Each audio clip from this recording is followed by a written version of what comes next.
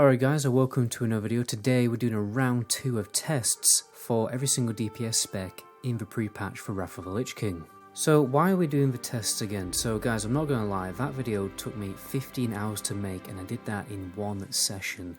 By the end of that, my brain had turned into a scrambled egg. Even just doing these retests has actually taken me about 10 hours. But what I didn't realise is obviously when Wrath of the Lich King comes out, the talents change dramatically. And a lot of specs get their hit chance massively nerfed, which meant that the base list on Wowhead were totally inaccurate. And because I'm doing tests realistic to a raiding environment on a level 73 enemy, well, yeah, I didn't actually have a hit chance in a number of those tests. You know another thing that's bonkers guys, only 25% of the people who watch my videos are actually subscribed, so make sure you are subscribed. You may think you are, but you're probably not. It would really help out and I'd massively appreciate it. So now we've equipped our characters properly with the hit chance, and we've also tested the Warlock specs during the execute phase, and they are utterly insane, doing nearly 6k damage. Now the Rogue, the Arcane Mage and the Death Knight specs, they were all fine because we just get enough hit chance from their talents and their gear. I also tested some of the meme specs because for some reason people want to see this, so I've also done tests for Frost Mage and Subtlety Rogue. Before we jump in guys, have you ever wondered if it's possible to play World of Warcraft while waiting for a train on your phone? Well actually these days you can do it very easily with the Aura remote desktop software. All you have to do is connect your device, whether it's iPad, your phone or anything like that, and you can be easily farming gold while waiting for a bus. Another really good application for this software is to get yourself into a server queue before you get home from work. Now if you want to have a little look at how this software works, there is a free version for you to check out that allows you to control your computer's desktop from your phone. You can do stuff like transferring files, sending emails, and what's really cool, you can even do remote printing. And if you get something cool like a smart power plug off Amazon, you can even turn your computer on and off remotely. And the paid version will allow you to actually have on-screen gaming keyboards, and I've even got one specifically designed for World of Warcraft. And the last two features important to mention is how you can control another PC with your PC and also another phone with your phone. So if you want to give the software a spin guys, the first 200 people who use this discount code will be able to get a 7-day free trial and also a 10% discount when you want to buy it. You'll find all the information for that in the description of this video, but anyway, let's jump in. Now let's go through the results. First of all, starting with the Warlock. So what I've done with the Warlock test is I've actually put the mob down to 25% health so we can see what the Warlock is doing in the execute phase. The last video will show what we're going to do in the opener. Now the Affliction Warlock actually ramped up to just a hairline under 6,000 DPS and then tapered off down to 4,600, although it does spend a lot of its time floating between 4.6k and 6,000. So it won't surprise me if in the pre-patch we see the most amount of DPS humanly possible that we can get pre-Wrath of the Lich King launch from the Affliction Warlock, not the Balanced Druid anymore.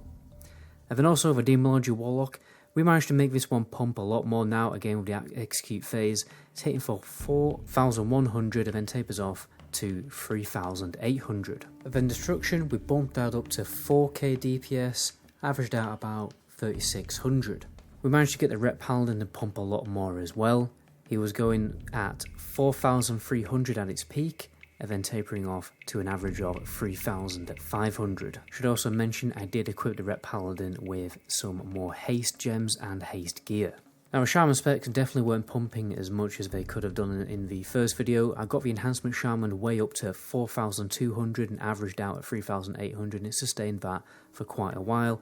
The Elemental Shaman bumped up to 3,700 and then more of an average of 3,200. Now Hunter was very interesting in the retest. I was definitely doing something wrong, not gonna lie. So first of all, the Survival Hunter peaked at 3,300, average 3,500. Marksman 4,100, average 3,600. And then the Beast Mastery Hunter actually tops them all. It's actually one of the highest DPSing specs I did in these tests. Goes up to 4,700, then goes down to 3,600. Probably just because Beast Mastery has such insane bursty cooldowns. Now, we tested the Warrior as well. So, Fury with a two-handed weapons, obviously two of the two-handed weapons, does way more damage now than it did with glaives. So it peaks at 3900 down to 3300, and then with glaives you're looking at 3600 and then at 2900. And then what's even more interesting is arms was actually doing more damage. Now I don't know whether that's a skill based thing, it very well could be. I am spamming the abilities as much as I can and doing the rotation as best I can. But yeah, arms was just pumping more damage. It ramps up to 4100 and then maintains that for quite a while and does eventually go down to about 3700. We've got the Shadow Priest pumping a little more, 3400, and I'm not gonna lie, it stays at 3400 to 3300 for quite a while before it does eventually go down to 3200. Sustained damage there is very, very nice. Pharaoh Druid unfortunately is still very pump and dump, but we did squeeze a bit more damage out of it. It's 3400 down to 2600. And if you can believe it, we actually managed to make the Balanced Druid pump even more. So it pumps at 4600, but then goes down to 4000. Bearing in mind, it runs out of mana very, very quickly. So honestly, I don't think it's actually going to be that much of a big pumper in a pre-patch, purely because you will not be able to maintain that DPS for very long. It will excel, however, obviously on cleave and AoE fights. And lastly, the meme specs that were for some reason requested. The Soberty Rogue pumps at 3100, then averages out to 2800. I suppose it's not bad. I thought it was going to be a lot worse. Bearing in mind, I also had to keep an Earth Elemental summoned so that I wouldn't break combat whenever I stealthed and, you know, used a stealth opener, because I was like, Vanishing, Garrote, Shadow Dancing, Ambush, and then, you know, rinse and repeat. And then a Frost Mage, to nobody's surprise, does not a lot of damage at all. Peaks at 2500 and then goes down to 2200. The only advantage of playing a Frost Mage is it was extremely mana efficient. You didn't really run out of mana at all. But anyway guys, if you want to see all the results in a big graph, I will have a Google Drive document available to subs only. What you have to do, very simply, is subscribe to the channel, go to my channel page, and there'll be a video there that only subs can see. Then in the description of that video, there will be the Google Drive document showing the results so that you can check them whenever you want.